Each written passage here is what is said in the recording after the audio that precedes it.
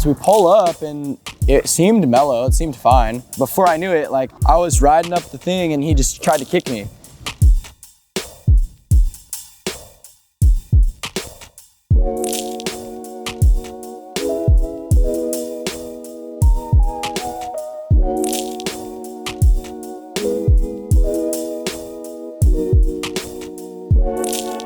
So you moved from New Jersey to LA to pursue skateboarding.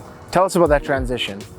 Yeah, I moved to the West Coast just because it was closer to like companies I was skating for at the time, and there's just a lot more going on, like lot more filmers and skaters and stuff. So there's just more opportunity, and the weather too. Weather was a big thing. Just didn't have to deal with winter and whatnot on the East Coast. Yeah, I do miss the East Coast though sometimes because my family's over there, and a lot of the spots I wish I could skate now. But yeah, it's nice. It's pros and cons. So, what was your favorite part about living in Jersey? What do you miss the most? Favorite part about Jersey? Just location, probably being close to like the beach, and then also it's pretty close to Philly and New York and not too far from like DC and Baltimore, so. What's your favorite part about living in LA? Favorite part about LA is probably just how easy it is to meet up with people. Like you go anywhere and you know people. Like you go to the skate park, any skate park, you know people. You run into people at spots and stuff. It's just super saturated, which is a pro and a con, but it is cool though, because you do run into people all the time that you know and stuff, so. How does the food in LA compare to the food in Jersey? Yeah, the bagels are way better on the East Coast. Bagels and Italian food, I'd say, are a bit better on the East Coast. But Mexican food sucks in New Jersey. It's so bad. Mexican food here is super good. You can kind of go anywhere and it's better than what you're gonna get over there. Did you have any sponsors in Jersey before moving to LA?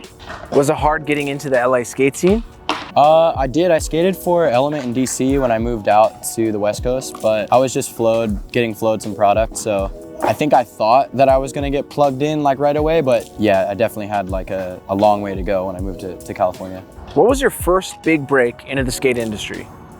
I'd say meeting a lot of the guys from Element was like the first big break, I guess, just because they were super cool and they were just really friendly and welcoming and invited me on a couple trips, and it just felt nice to finally get that like validation, like, oh, like you can come on a trip and come skate with us. And that was just like the first kind of taste I had of moving out to California away from home and just being able to go skate with like a company and people that are associated with it. So to me, I think that was like when I felt like, oh, I'm doing something, like that was cool. Is there anyone you want to shout out who really helped you get your start in the skate industry? Oh yeah, Dylan, Christopher, Cole Matthews, those dudes like really looked out for me and were willing to like take the chance to let me like hop in the van and go skate with all those dudes, which was cool. Julian Davidson as well, he really like looked out and hooked me up, would let me come skate and on the sessions and stuff, it was cool. Honestly, how did you survive in LA while grinding to make a career out of skateboarding?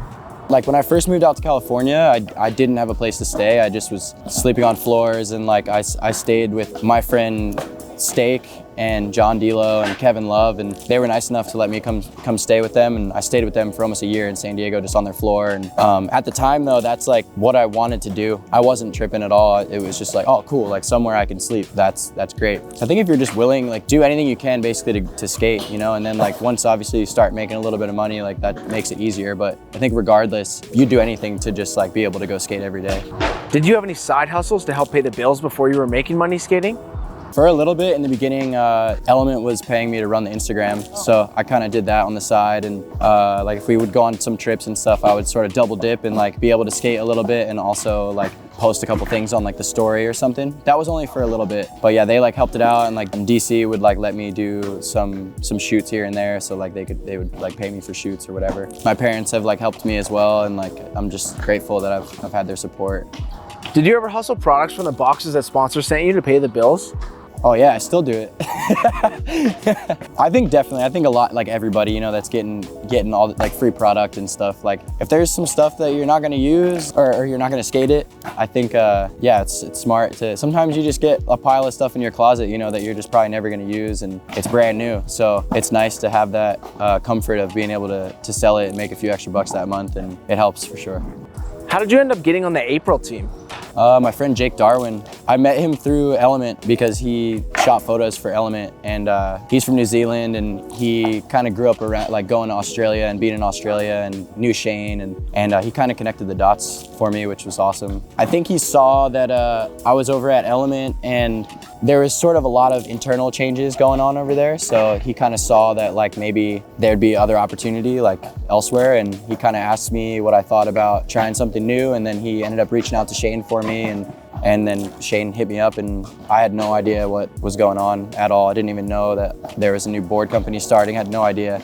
And Shane just hit me up and asked to like meet me and stuff, and I went up to his house, and then he just told me everything, like, oh, I'm starting a company, and you know, I want to put like these dudes on it, and I want you to be involved. And I was just kind of like in shock for a couple days. I didn't know what to say. I didn't even give him an answer right there. And a couple days later, I called my mom, and my mom's like, do it, you need to do this. Do it!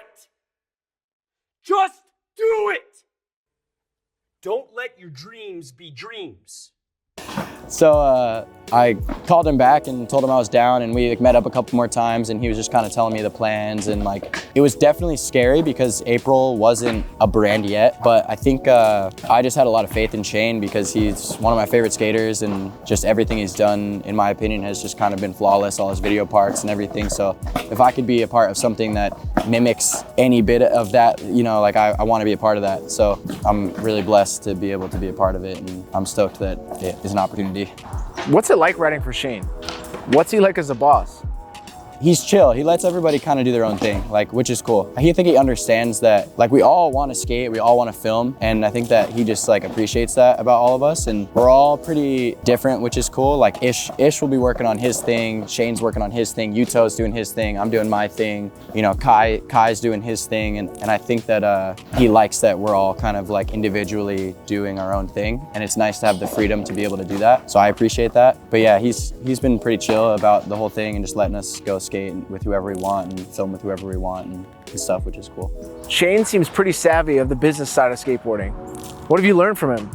Shane has a really good work ethic. Like, he's the kind of person that will know what he wants to skate, when he wants to skate it, what trick he wants to do. He doesn't just roll up to spots like, oh, I'm just gonna, do this. He definitely plans it out, knows what he's gonna do, likes to go look at spots, which I definitely appreciate that because he's a skate nerd, and I'm kind of the same way. I just appreciate skating and spots, and I've definitely started to go out and just look at spots and try to get ideas for tricks that I want to do instead of just kind of like blindly rolling up to something and being like, oh, maybe this will work. I think in that way, yeah, he's definitely been a good example of his work ethic is really good. So, how did you end up riding for New Balance? When I met Shane and he was talking to me about the board company starting and everything, I didn't have any like existing contracts or anything, so he was willing to just kind of help me with whatever avenue I wanted to go. And I thankfully knew Levi and Tim and Rothmeyer a bit over at New Balance, and I was a big fan of what they did, and I had been on Element trips with those dudes before, so it was they were just like my friends, and I wanted to be a part of it. And yeah, I got in contact with Levi, and Levi called me and told me that they were down, and yeah, from then on they've been helping me out, and it's been awesome. What's your favorite New Balance shoe? I like skating the 440. I've been skating the 440 high a lot. I love it. It's just it's a cup sole, and it's just dope. I like the way it looks, I like the way it feels. It fits great, it's comfortable. My feet never hurt when I skate them, so yeah, I like it a lot. Tell us the story behind the fight in your Rudiment part. Yeah, so like that neighborhood is, I didn't know, like, because I had skated there was a bump to bar across the street from where that happened, and I had skated it a long time ago, and it was chill. No one cared, like, it was mellow. So years later, I went back to Philly on a trip, and I knew the neighborhood, and I knew there was another bar hop there that you could skate across the street. So I was like, oh, I'm gonna try to skate it. So we pull up, and it seemed mellow, it seemed fine. And I kind of was rolling up to it, and someone like had knocked on the window upstairs, and I looked, and like, no, they didn't say anything though, so I just was kind of like, oh, I guess I'm just gonna skate it, I don't know. Tried to ollie it once, and then this guy came outside, and he just kind of stood there, and I was like, just kind of waited for him to go away because he wasn't in the way, he was just watching, and he didn't say anything, and I was like, should I go, should I not go, I don't know. I waited like 5 minutes, and then finally I was like, all right, I'm just gonna go. And I went, and as I was rolling up, it's super narrow, he kind of like started like doing something with his hands, and I was like, what is he doing? And then like before I knew it, like I was riding up the thing, and he just tried to kick me. it like caught me off guard kind of. I was like, that dude just tried to kick me. Like I was rolling up this thing, like I could have got so smoked. So yeah, I don't know, I turned around and like I shoved him, and like as I shoved him, you know, he fell to the ground, and like he was hammered, he was drunk, and I could smell it. I kind of like got on top of him. That was it. That was like all that happened. I kind of got on top of him and was sort of like holding him there for a second, and then like my roommate who was filming Steak, he kind of like ran over and was like, what are you doing? Like why did you kick him? Like all this stuff, you know? And the dude was kind of like yelling at me, and then like another guy came from across the street and like separated us and was yelling at the dude like, he's just a kid, it's all good, like let him do his thing. And that was really all that happened. And then yeah, I was kind of like all like bloody, like my hands were all bloody because when I fell I like hit the bump to bar. Yeah, we kind of just got in the car and dipped after that because the dude was just like freaking out, yelling and stuff, you know? And like, so he didn't say a word to me though. He didn't say like, hey, could you like not skate here? Nothing, just literally just stood there and then just tried to kick me. So I don't know. So then we like left, and then my friend Jake Todd, like I think texted me at the time and was like, hey, like dude, like you shouldn't have gone there. Like the GX dudes went there like a week ago and they got into a fight with the guy, and like it just like really left a bad taste in that neighborhood's mouth for skating. So the dude was like just ready to go as soon as I rolled up, and I had no idea that those dudes had gone there previously, you know, and like messed with that dude. So yeah, so that's kind of what happened there. Cause it's scary because like Philly is like just one of those places where you just kind of can't be acting up. So when I kind of got the guy on the ground, like I don't know if he's homies with somebody across the street. That guy was huge that walked over, you know, he could have just been that guy's homie and like got on top of me and started like, you know, fighting me or something. Like it wasn't worth it. But he just kicked me. So yeah, my first reaction was just to like shove him and be like, what are you doing? You know, like, and then yeah, that was it. So we know you're super into writing and recording music. How'd you get into that? There's kind of a lot of things, I guess, that got me into music. My dad plays guitar, my brothers have always been in bands growing up and stuff, and I'm the youngest in my family, so I think always like looking up to my brothers, kind of like I just wanted to play music and just make something, because they would always get together and like I'd go to their shows when I was super little, and it was just really cool like getting to watch what they do. And then Stranger Things came out and I was super hyped on the soundtrack. I had no idea what a synth was, I didn't know anything at all, and I found out like, oh, all this music they're making is just like, it's all made with synths. So I was like, oh, like I'm gonna look that up and figure out how to make that stuff. So yeah, I bought a synth and then learned like, oh, you can just plug it into your computer and just record stuff. It's super easy. And I mean, you learn more and more as you go along. Like at first I was making songs with like no tempo, nothing at all. I had no idea like that you could even do that. Yeah, the more, it's just, there's so much to learn. So I think like, it's just like skating, like you can always learn more and kind of be better at it. So it kind of never got boring to me. I was always just sort of like trying to learn more things, or like now it's like, I'll hear, you know, a drum track of like somebody that I really like, and I'm like, oh man, like I want to make my drums sound like that. Like, how do I do that? And then, you know, you try to do that for months and months and months, and then you have a new influence, and then you're like, oh, I want to make it sound like that. It's cool. Or if you have ideas and stuff, you can always just kind of fiddle around until you find something you like. Back in the spring, you went on an Am Scramble trip. Tell us about that experience. Am Scramble was cool. It's just a bunch of crazy skaters that just don't really know each other, and they just get in the van for like 10 days and go on a trip. And we kind of bounced around California a little bit and then went over to Vegas. It was like Brian O'Dwyer, Christian Henry, Daiki, Frankie Decker, all those dudes. Frankie killed it. It was insane to watch him skate. Jean Carlos killed it. It was really cool. I don't think I've ever seen that many tricks go down in a day. It was insane. Jean Carlos like dude, I swear the first day he got like 14 tricks. It was ridiculous. But yeah, it was cool. It was like every single spot we went to, somebody was skating it. Shin, Hongo, he was really cool to watch skate. Super sick. Yeah, it was just really cool. Getting to hang out with just all those dudes, all the skaters, Burnett, Bublitz, like all the filmers and stuff, Dan Stoling. It was really cool. Any crazy stories from that trip? Yeah, Daiki, he's like this little kid. He's like maybe like, I don't know how old he is, maybe like 15.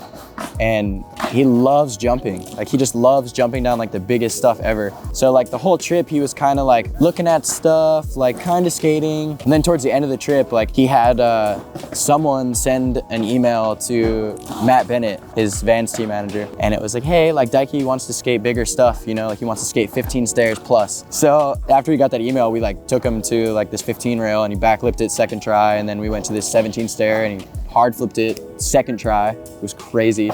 And then he started making bets, ran up to the top and was like, all right, like 5 tries, like what do you want? And he was like, oh, I want a pair of Polar Big Boy pants. Like he loves the Polar Big Boy pants. And I heard him and I was like, oh, if you do it in 5 tries, I'll buy you a pair too. And he was like, what? Like 2 pairs of Polar Big Boys? I'm gonna do it first try. And we're like, all right. So we all go to the bottom, and then I think he ollied it first try, turns around, tries one hard flip, and he's like, oh no, like my heel, I bruised my heel. So he sits down, and everybody kind of started packing up, and he just got up and just ran to the top of the stairs, and I was like, okay, right here. And then everybody quickly ran and set up, and he just ran up and just hard flipped it, just did it. It was insane. Basically first try. He tried 2 tries, but they were pretty spaced out, so pretty much first try. And I gave him 115 bucks, and he went and bought a pair of 2 pairs of big boys. It's pretty crazy. You were the face of the New Balance 272 campaign. What was that like? Oh man, it was crazy. I couldn't believe it. Yeah, they had told me that they wanted me to have the ad for the 272, and they had told me it was going to be like a pretty big push, that they were going to do a lot of stuff for it. I didn't really know what that meant though. I was just like, yeah, I'm down to shoot the ad and stuff. So went and shot the ad and filmed a couple tricks for like the commercial, and it was really cool. And then the stuff started kind of coming out, and I didn't realize how much they were going to push it. It was pretty crazy. It was like I was getting photos from like Italy, and it was like storefronts in Italy and stuff of just like the ad and everything, and it was just really cool. I think seeing it finally happen, and I mean, for so long, that's just, you want that, it's like your dream, you know, and then it starts to happen, and you're like, whoa, this is crazy. They're backing me, and that's really cool. So I'm thankful that I was able to be a part of it. It's cool. You were at the Copenhagen Open contest. What was that like? Yeah, it was awesome. It was really cool. I mean, like, really the main reason I went is because my friend Ish had gone out there previously, and you know, he had told me like, you're blowing it, you have to go out there. So yeah, I took his advice and got a ticket out there, and was able to just kind of go and hang out and stuff, and it was super cool. Everyone was out there, and I'd never been to Europe before. It was my first time to Europe, so I think it was a good introduction, because Copenhagen's pretty friendly. It's pretty easy to get around and stuff. Super small. Everybody's just riding bikes everywhere. The spots are incredible. The park is amazing. It's just, overall, it's just a really good time. Everybody's kind of just there to just enjoy the city. No one's there. It's like, it's not a serious contest. Everybody's just there to like, just skate and have fun, have a good time. I think everybody should go at least once. It's definitely a really cool place. What was the highlight of that trip? Because of COVID, everything was closed in Copenhagen, but the week that we were there, everything opened up for the first time in like a year and a half. Everything opened up, clubs, restaurants, everything, like the second day we were in Copenhagen. So it was insane. Like all the locals were out, and then of course we're there to like just hang out and go out and stuff. So it was cool. I would say a highlight was probably being in the club with Shane O'Neill. That was definitely a highlight. I never thought that would happen. He was in the club wearing like heart glasses, just kind of like hanging out and stuff. It was pretty funny. It was a good time though. It was really cool. Who is your all-time favorite teammate? I mean, I've been on a lot of trips with Ish. Over the years, we've shared a handful of sponsors, so I think it's really cool that we were able to kind of both be involved with April. I think that's super cool. I'm really thankful that I get to go on trips with him still, because I've been good friends with Ish for a long time. But as far as New Balance goes, I really like going on trips with Gordo, and Tom K is really cool. Gordo is hilarious. He's so funny. Everywhere we go, it's just jokes. Like every spot, he's always like just thinking of ways to like come up with a skit. Hey, thanks for joining. Today we're doing a fantastic little skate scene for you adventurous type out there. You know who you are. Let's dive right in. They're like 2 peas in a pod, you know, they're hilarious together, and I think Tom has looked out for me a lot too, so like I'm really happy to be able to like go on trips with him and kind of hear his ideas and his perception of skating and stuff. Is cool. Is there anything crappy or annoying about traveling with a bunch of skaters? I room with Yo-Yo a decent amount on trips. Yo-Yo's the man. He's hilarious and he's so funny, but I feel like he's always up late just like talking to girls on the phone. Like he's a player, dude. But other than that, like Yo-Yo's the man. Honestly, I've like grown to love him. He's awesome. He's so funny. Tell us about Shane's skate park house. Yeah, one of the places that, like where the backyard skate park is, there's like a house in the front and a house all the way in the back. So in the middle of the lot, there is the skate park. For a long time, Shane used to live in one of the houses, and then he moved down the street, he got another house, and he was just hooking up homies, and like Jake Darwin lived in the one house, and then Spanish, Mike, and I think Kev Perez at one time, Yo-Yo, like a lot of people have lived there, I think, in the back house. At Shred Shop, we're huge in supporting your local skate shop. Tell us about some of your favorite local shops. Whenever I go back to the East Coast, it's nice to pop in and say what's up to the guys at Kinetic Skate Shop and The Shack. I've been going to the skate shops for so long. They've always like looked out for me, and it's always just been a cool place to hang and go to, yeah. Kinetic, The Shack, Nocturnal. Kinetic has a really really sick DIY spot in Wilmington, Delaware. It's actually over the years, it's gotten so crazy. It's really, really sick. It's they just keep adding to it. It's been there for a while, and they have like some events there every now and then, and like it's just a really cool place to go skate. For the skaters in that area, it's so good because there's not too many parks over in like Wilmington and stuff. So I think 7th Street is just a dope place to have around, and I think Kinetic does a really good job just keeping that place clean and just making sure the kids have a place to go.